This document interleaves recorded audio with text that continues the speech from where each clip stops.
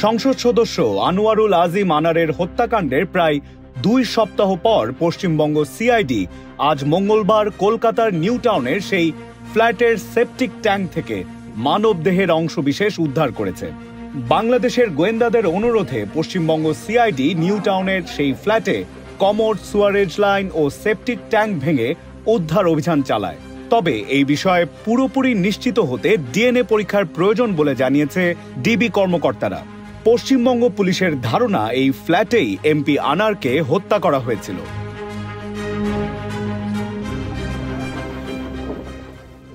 এর আগে এমপি আজিমের লাশের খোঁজে তল্লাশি চলেছে কলকাতার বিভিন্ন খাল ও ময়লার ভাগাড়ে।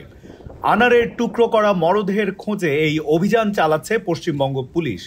এরই মধ্যে হত্যাকাণ্ডের তদন্ত করতে ঢাকা মহানগর গোয়েন্দা পুলিশের অতিরিক্ত কমিশনার হারুনুর রশিদ গত ২৬ মে ঢাকা থেকে কলকাতায় যান। তার নেতৃত্বে বাংলাদেশ থেকে ৩ সদস্যের একটি দল ৭ দিনের জন্য কলকাতায় থাকবেন।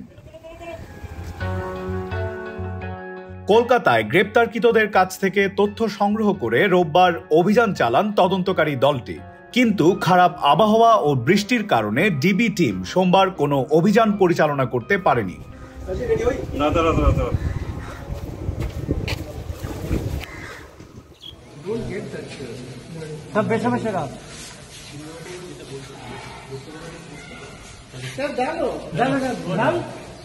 আরে এইগুলো সব এইগুলো যত মারাচ্ছে সব গাড়ি